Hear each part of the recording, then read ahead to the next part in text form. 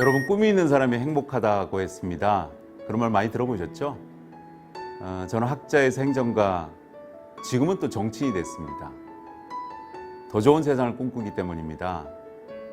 한때는 연구하는 학자의 길을 또 걸었고요. 또 실천하는 행정가의 길도 가졌습니다. 근데 그렇게 살면서 보니까 가장 궁극적으로 세상을 변화시키는 힘은 정치에 있다고 봤습니다. 정치를 변화시켜야 세상을 변화시킨다라는 걸 깨달았습니다. 사회적 약자는 물론이고 우리 모두가 잘 살기 위한 그런 사회를 만들기 위해서는 올바른 정책과 제도가 있어야 된다는 걸 깨달았죠. 정치인으로서는 사실은 제가 신상품입니다. 따끈따끈합니다. 학자 20년, 또 부시장 행정 경험 5년의 경험을 가졌는데요. 통상 학자는 현실의 문제를 진단하고 처방하고, 또 행정가는 그 처방을 갖고 현장에 실천을 하는 역할을 합니다. 그래서 제가 지난 5년 동안 부시장으로서의 현장 경험을 통해서는 굉장히 많은 것을 얻었습니다. 인생의 전환점을 가졌습니다. 우리 사회의 소소한 제도적 모순점도 많이 발견했고요. 문제점도 많이 보았습니다. 또 대한민국이 어떻게 나가야 될지 미래 비전과 또 계획과 설계할 수 있는 지혜도 생겼습니다. 정치인은 사실 세상을 변화시키는 그 실천 방향과 비전을 제시하는 조종자 역할입니다. 따라 저는 정치인으로서 그런 경험과 지혜를 갖고 더 좋은 세상을 꿈꾸고자 합니다. 여러분, 저하고 함께 가시죠. 저희 부시장 재임이 한 5년쯤 됐습니다. 만 5년이었는데요. 통상 부시장은 한 2년밖에 하지 않습니다. 근데 저는 민선 5, 6기를 거쳐서 5년간 부시장을 수행했습니다. 아마도 우리 민선 시대 최장수 부시장일 겁니다. 이렇게 오랫동안 할 수 있었던 것은 정치적 동반자인 염태행 시장과의 무한한 신뢰관계가 이렇게 서로 형성됐기 때문에 가능합니다. 부시장으로 저는 도시계획 전문가였기 때문에 도시계획이나 건축, 또 교통, 안전, 녹지, 건설 이런 분야에 기술직을 총괄하는 행정을 했었습니다. 부시장으로 현장에서 실천한 다양한 성과들이 굉장히 많습니다만 그중에 몇 가지만 말씀드리면, 우리 수원에 오랫동안 수원 과제가 있었습니다. 수원 컨벤션 센터라든지 또 환승역 센터라든지 이런 것들이 있었는데, 마이스 도시를 위해서는 이런 도시 인프라가 굉장히 중요했는데요. 이런 인프라들을 완성했었습니다. 또 여러분 들어보셨는지 모르겠어요. 한 달 동안 우리가 차 없이 생활하는 페스티벌을 열었는데요. 축제를 열었죠. 생태교통 페스티벌이라고 하는데, 이런 페스티벌을 비롯해서 수원 수목원을 추진하는 것 같은 여러 가지 친환경적이고 또 지속 가능한 도시의 좋은 모델을 또 완성했습니다. 또 다시 보면은 아울러서 도시정책 시민계획단이라고 이제 전국에서 많이 파생되는데요. 거버넌 도시의 전형적인 모델이었습니다. 이런 거버넌 도시의 실천이 이제는 대한민국 지자체의 자치와 분권의 좋은 선례를 만들었다고 자랑하고 싶습니다. 이런 덕분에 UN 해비타트 대상이나 또 지속 가능한 도시 대상을 비롯해서 국내에 많은 상도 받았습니다. 대단하죠? 그런데 미진하고 아쉬운 부분도 있습니다. 2010년부터 추진했던 친환경 교통수단 트램, 일명 노면전차라고 하는데요. 이건 중앙정부가 아직도 제도가 그렇게 완벽하게 갖추어지지 않아서 아직도 추진 못하고 있습니다. 또 의욕적으로 추진했던 첨단 연구 단지인 서수원 사이언스파크도 여전히 지지부진합니다.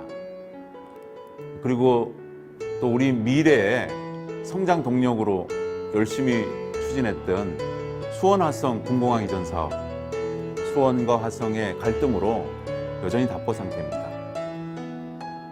참 많이 아쉽습니다. 그러나 지난 부시장 5년은 제게 정치인으로서 새로운 삶을 시작하기 위한 소중한 시간이었습니다. 이제는 정치인으로 더 좋은 민주주의와 지역 발전을 위해서 노력하고 있습니다. 저는 지금 이제 더불어민주당 수원 갑지역, 일명 장안인데요. 이 장안 지역의 지역위원장을 맡고 있습니다. 그런데 한때 저희 장안 지역이 사고 지역이었었습니다. 2016년에 민주당 이찬열 현역 국회의원인데요. 이찬열 국회의원이 탈당했기 때문입니다. 근데 제가 다시 지역위원장으로 다시 맡고 나서 이 사고 지역을 전국 최우수 지역으로 바꿔놨습니다. 저희 정치 철학인 거버넌 정치를 우리 당원들과 함께 실천한 덕분입니다. 그동안 학자와 행정가의 경험을 통해서 당원은 물론이고 시민들과 서로 소통하고 또 협의하는 그런 정치가 대의민주주의의 새로운 정치라고 생각하고 추진했습니다. 거버넌 정치는 주요한 의사결정을 민주적으로 같이 결정하는 겁니다. 정치적으로도 그렇게 노리겠는데요. 대표적으로는 300인 원탁 토론, 300명 모여서 원탁을 토론합니다. 원탁 토론을 하는데요. 이런 것을 비롯해서 한 달에 한 번씩 지역 의제를 토론하고 공론화 과정을 거쳐왔습니다. 또 지역 발전과 더불어민주당 가치와 이념을 구현하기 위해서 전통시장이나 골목길이나 이런 데서 우리 시민들 한 사람 한 사람을 만나고 논의하고 경청했습니다. 소위 아래로부터의 정당 민주주의를 실천하려고 노력한 거죠. 덕분에 지난 대통령 선거와 또 아시다시피 지방선거에 큰 승리를 가져왔습니다. 또한 그동안 노력한 덕분이 최근에 많은 상을 타게 했습니다. 상복이 터졌습니다. 지난 경기도 1등, 또 전국 2등의 지역위원으로 우리가 평가받았습니다. 대단한 일이죠. 또 최근에는 개인적으로 지난 2년간의 지역위원장 활동의 노력을 인정받아서 민주당 최우수 위원장으로 임명받았습니다. 당대표 1급 특별포상을 받기도 했습니다. 이 특별포상은 내년 총선에서 가점을 받는 굉장히 영광된 상입니다. 덕분에 더불어민주당에서 제 정치적인 별칭이 하나 생겼습니다. 민주당 최우수 위원장입니다. 앞으로 여러분 저를 부르실 때 민주당 최우수 위원장이구나 이렇게 불러주셨으면 좋겠습니다. 이런 성과는 물론 민주당원들과 함께 노력한 결과입니다. 이제 남은 것은 내년 총선을 승리하는 것입니다. 열심히 하겠습니다. 말씀하신 것처럼 최근 시민이 직접 참여하는 거버넌 정책이 중시되고 있어요.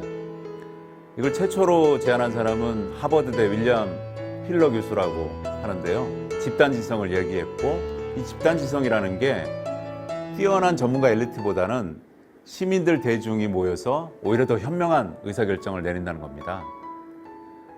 이 집단지성을 존중해서 취하는 행정이 바로 거버넌스 행정이라고 하는 겁니다. 말씀하신 것처럼 결국 중요한 시정의 의사결정을 시민의 다양한 이해관계자들이 모여서 함께 결정하는 거죠. 왜 이렇게 됐을까?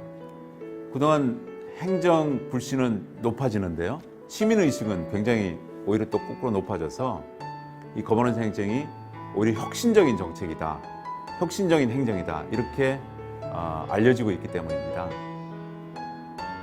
지난 촛불혁명 이후로는 더 중요해졌습니다. 사실 저는 학자 시절에 이런 거버넌스 행정을 중요하게 연구도 했고요. 행정가 시절에는 이걸 직접 실천하기도 했습니다. 대표적으로 실천한 것이 도시정책 시민계획단입니다. 우리가 도시계획을 한다는 것은 굉장히 어렵게 느껴지는데요. 300명, 500명의 시민들이 모여서 도시의 의제를 토론하고 직접 결정하는 것 가능하게 실천해 봤습니다. 그것이 바로 도시계획 시민계획단입니다. 그 외에도 여러 가지가 있는데요. 예를 들면 시의 앞으로 나아갈 방향을 어떻게 결정하느냐, 공약이라는 거죠. 저희 그런 공약들을 제안하고 평가하는 좋은 시정위원회, 또 시의 예산을 다 할 수는 없지만 일부를 주민들이 결정하는 주민참여예산제 지금들 많이 하고 있습니다. 또 마을 문제를 직접 해결하는 마을 만들기 협의회라는 것도 있었습니다. 또 하다 보면 주민들 갈등이 많이 일어납니다. 그런 갈등을 조정하는 소위 시민 배심원제 이런 제도들을 직접 추진했었습니다. 많은 성과도 있었습니다. 왜 있었느냐? 그 논의와 공론화 과정을 대부분 300인들이 모이고 또 500인들이 모여서 직접 토론하고 의사결정을 했기 때문입니다. 아마 여러분 문재인 정부가 시작되자마자 했던 신고리 오리코기 공론화위원회 들어보셨죠? 이것도 아마 우리가 옛날부터 수원에서 했던 거버넌스 행정과 유사한 방법이라고 할 수 있습니다. 제가 그동안 직접 실천하고 경험한 이 집단지성의 거버넌스 행정, 이제 대한민국 정책과 제도로 정착되어야 된다고 생각합니다. 거버넌스 행정이 자치와 분권의 근본이기 때문입니다. 그런데 이걸 정착화시키기 위해서는 근본적으로 행정 철학의 변화가 있어야 됩니다만, 더 중요한 것은 이를 뒷받침하는 적정한 제도와 예산이 필요합니다. 이것이 바로 정치인으로서 제가 할 역할 중에 하나입니다. 예, 제가 살고 있고 현재 또 앞으로 정책으로 출마할 지역이 바로 장안구입니다. 현재 한 인구 30만 정도가 되고요. 원래 장안이라는 뜻은 정조대왕이 만들었습니다. 국운이 번창하고 또 태평한 태평성대를 꿈꾸는 도시를 만들고 싶다라고 해서 장안인데요. 거창한 꿈이었죠. 근데 지금 장안구는 수원에서 가장 쇠퇴하고 낙후된 동네로 전락해 있습니다. 여러 가지 지표들을 보면 그것을 잘 알 수 있는데요. 단순한 지표로 아파트 평균값이 가장 낮습니다. 또 계속해서 인구가 유입되는 것보다는 유출이 더 많습니다. 왜 그럴까? 저도 많이 고민했는데요. 결국 답은 이겁니다. 지난 15년 이상 장안 발전을 위한 특별한 청사진이나 또 정치적 추진 동력이 없었기 때문입니다. 근데 또 안심하십시오. 조금씩 또 좋아지는 성장 동력들이 나타나고 있습니다. 많이 발표돼서 여러분들이 잘 아실 건데요. 인덕원 동탄선 전철이죠. 또 구로 수원 BRT 버스 노선입니다. 또 새로운 신교통 수단이 트램이 수원역에서 장안구점까지 연결될 준비가 되고 있습니다. 또 신분당선 연장선이 우리 주변을 지나갈 예정입니다. 이런 다양한 교통망이 확정돼서 아마 장안이 앞으로 교통의 요충지가 될 가능성도 높습니다. 그래서 이 기회에 우리 장안 지역 발전을 위해서 미래청사진 시급히 마련돼야 됩니다. 이런 점을 착안해서 이제 정치인이 된 저로서는 앞으로 장안을 어떻게 끌고 갈까, 어떻게 발전시킬까 이렇게 청사진을 만들었는데요. 올해 초에 장안의 3대 성장판 이렇게 청사진을 발표하고 그 발표를 지역민들과 토론하고 또 공론화시켜서 지금은 이제 행정과 수원시 행정과 경기도 행정과 협의하는 차원으로 발전하고 있습니다. 조금 소개를 드리면요. 수원의 3대 성장판은 이렇습니다. 첫 번째, 우리 지역 장안에 테크노밸리를 조성하자. 일명 북수원 테크노밸리 조성입니다. 우리 지역이 경제가 좀 살아나야 되지 않겠습니까? 또 덕분에 또 국가 경제도 살아나야 됩니다.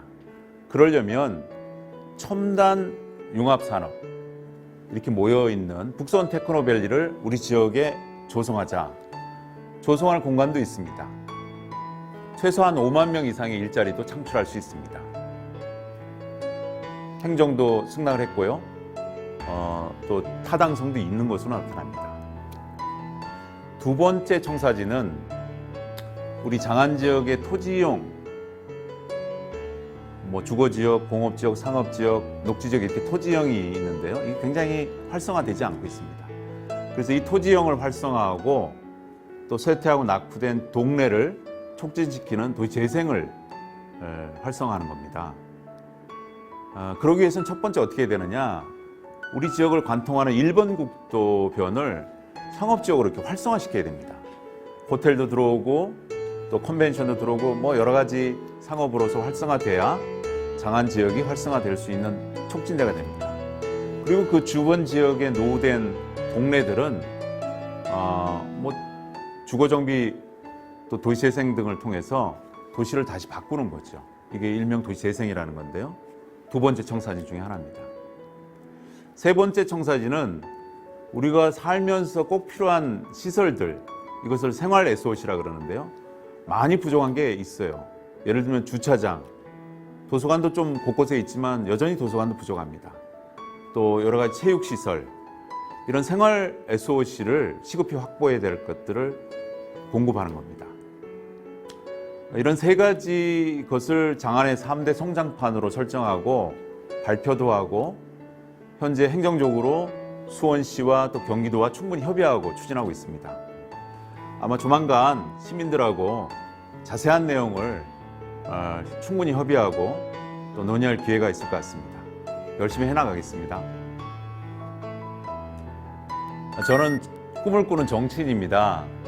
정치라는 것은 제가 생각하기에 우리가 인간답게 살기 위한 상호 간의 이해를 조정하는 거라고 생각합니다. 또 동시에 우리 국민들한테 더 좋은 세상의 꿈과 비전을 주는 거죠. 저는 그동안의 학자, 행정가, 이제는 이제 정치, 총선을 준비하는 정치인이 됐는데요. 정치인으로서 당연히 정치적 비전과 꿈을 갖고 있습니다. 크게 보면 한 3가지 정도가 되는데요. 그 첫 번째가 거버넌 정치를 위한 정치적 비전과 꿈입니다. 말씀드렸다시피 거버넌스는 참여와 협치의 집단지성을 믿는 겁니다. 대한민국 정치가 지금 많이 비판을 받는데요. 그런 비판받는 것들을 바꾸고 싶습니다. 권력 정치에서 우리가 참여하는 정치로, 또 계파 중심의 정치에서 서로 협력하는 정치로, 또 늘 이념에 빠진 이념 정치에서 우리 주변의 생활을 더듬는 생활 정치로 이렇게 바꾸고 싶습니다. 이미 촛불혁명으로 우리 국민들 눈높이, 정치적 눈높이가 굉장히 높아졌습니다. 그래서 참여 협치의 거버넌스 정치로 새로운 정치를 꿈꾸고 싶습니다. 두 번째는 포용국가 실천의 비전과 꿈입니다. 우리 사회의 계층 간의 갈등, 또 굉장히 양극화가 많이 되어 있습니다. 그에 따라서 불평등도 많이 이루어졌고요. 이런 계층 간의 갈등이나 양극화나 불평등을 해결할 수 있도록 모두를 위한 정책으로 정치 패러다임을 바꾸고 싶은데요. 그것이 바로 포용국가를 실천한 겁니다. 저는 문재인 정부와 함께 소외계층을 포함해서 우리 모두를 위한 포용국가 실천으로 새로운 정치를 꿈꾸고 실천하고자 합니다. 세 번째는 한반도 신경제를 통한 경제적 발전을 하는 비전과 꿈입니다. 우리가 남북 평화가 더 나아져야 되는데요. 더 나아지면 우리 DMZ를 생태 평화 벨트로 바꿀 수 있습니다. 세계인 축제의 장으로 만들 수 있습니다. 또 경의선과 동해선으로 교통축을 연결해서 한반도 경제 발전의 인프라를 구축할 수 있습니다. 도로도 넓고요, 주택도 넓고 다양한 인프라를 구축할 수 있습니다. 또 다양한 남북 교류로 한반도의 새로운 경제권을 창출할 수 있습니다. 특히 저는 전문가로서 남북 양쪽의 DMZ 안에 평화특별자치시 조성을 통해서 한반도 신경제의 새로운 정치를 꿈꾸고 실천하고자 합니다. 저 이재준 여러분과 함께해서 즐거웠습니다.